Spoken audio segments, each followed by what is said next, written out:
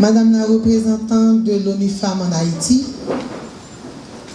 Monsieur le représentant de l'ONU-SIDA, Madame la coordonnatrice du programme des volontaires des Nations Unies, Mesdames les représentants des organisations et des institutions, Mesdames, Messieurs, en vos rangs, titres, grades et qualités, Mesdames, Messieurs de la presse, Mesdames, Messieurs. L'honneur m'échoit en ce jour de prendre la parole dans cette enceinte dans le cadre du lancement de l'atelier recrutement de volontaires féminines. Je tiens à saluer l'initiative de cet événement qui s'inscrit parfaitement dans les priorités du gouvernement auquel j'appartiens. Oui, le gouvernement accorde une grande priorité à cette démarche pour garantir l'égalité des sexes et renforcer le rôle des femmes, notamment des jeunes femmes, dans le développement économique et social de notre société. Permettez-moi avant toute chose d'adresser mes chaleureux remerciements à l'ONU Femmes et à la coordination du programme des volontaires des Nations Unies qui ont pris cette noble initiative en collaboration avec le ministère de la Jeunesse, des Sports et de l'Action civique et le ministère que je dirige, le ministère à la condition féminine et aux droits des femmes. En effet, l'organisation de cet atelier, je répète, de ce salon, est un souci majeur au regard de la crise sociopolitique en Haïti, entraînant des conséquences profondes sur le marché de l'emploi, particulièrement pour les jeunes femmes. Il est crucial de mettre en place des stratégies pour mobiliser ces jeunes femmes, leur offrir l'information nécessaire et développer leurs compétences en recherche d'emploi. Je voudrais aussi remercier le gouvernement qui s'associe à cette initiative à travers ces deux ministères cités plus haut. Le thème de ce salon s'intitule « Promouvoir la parité genre et l'autonomisation des jeunes femmes par le volontariat des Nations Unies ». Ce thème indique que le volontariat offre un espace privilégié pour les jeunes femmes de développer des compétences, d'acquérir des expériences significatives et de jouer un rôle central dans la construction de communautés plus justes et plus inclusives. Cependant, pour ces jeunes femmes, pour que ces jeunes femmes puissent pleinement s'épanouir, il est crucial de garantir des politiques publiques qui soutiennent l'accès égal aux opportunités, qu'elles soient économiques, éducatives ou sociales. En ce sens, la parité ne doit pas être un simple objectif à atteindre, mais une réalité vécue au quotidien. En inscrivant alors l'atelier sous ce thème, l'on reconnaît que la parité entre les genres n'est pas seulement une question de droit, c'est un impératif pour le développement durable et la justice sociale. Il est prouvé que l'autonomisation des femmes et des filles conduit à des sociétés plus équitables et plus prospères. De plus, nous devons œuvrer pour la participation des jeunes femmes à tous les niveaux, que ce soit dans les entreprises, dans la politique ou dans la gestion des affaires publiques. Lorsque les femmes, les jeunes femmes, ont accès aux mêmes opportunités que les hommes, l'ensemble de la société en bénéficie.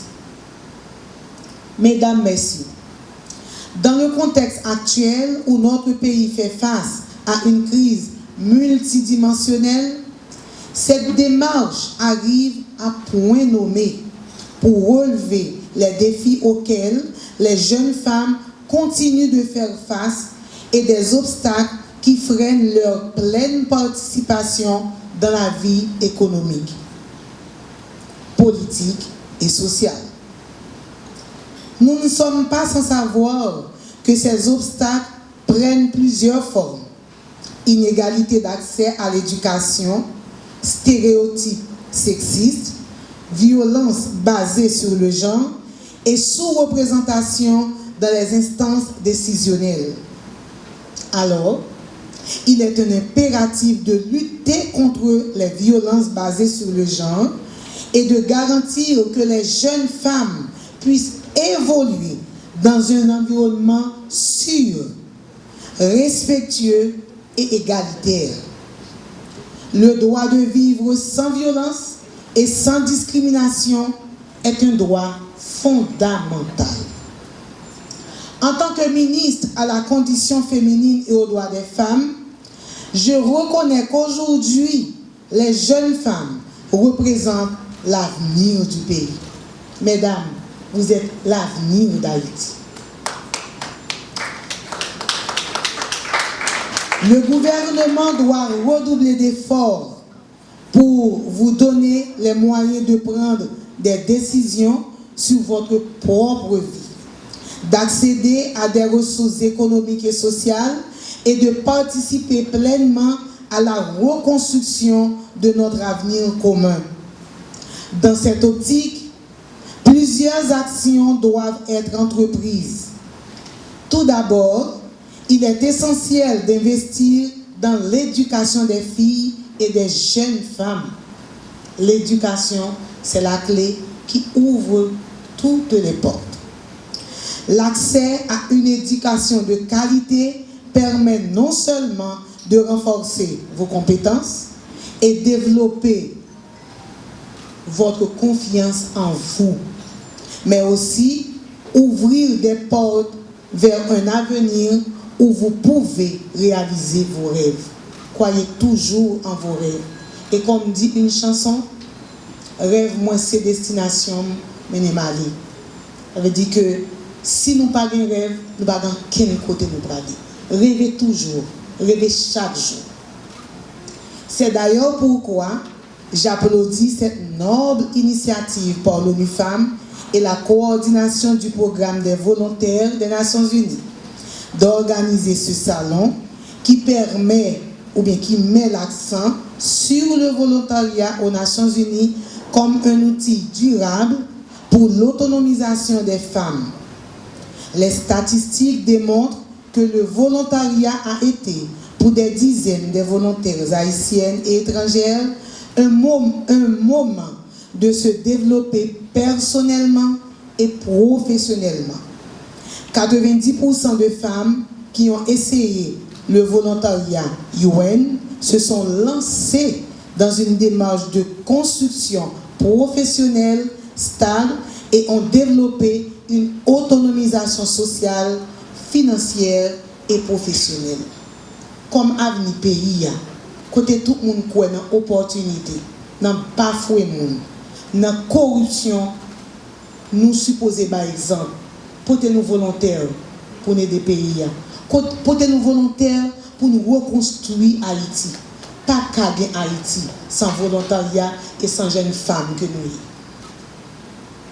Mesdames, Messieurs, le chemin vers la parité et l'autonomisation des jeunes femmes est semé d'embûches. Pas penser facile, non?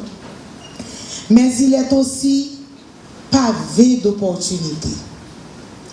En unissant nos efforts, en créant des politiques inclusives et en sensibilisant les jeunes générations aux enjeux de l'égalité de genre, nous ouvrirons de nouvelles perspectives pour des jeunes filles et des jeunes femmes.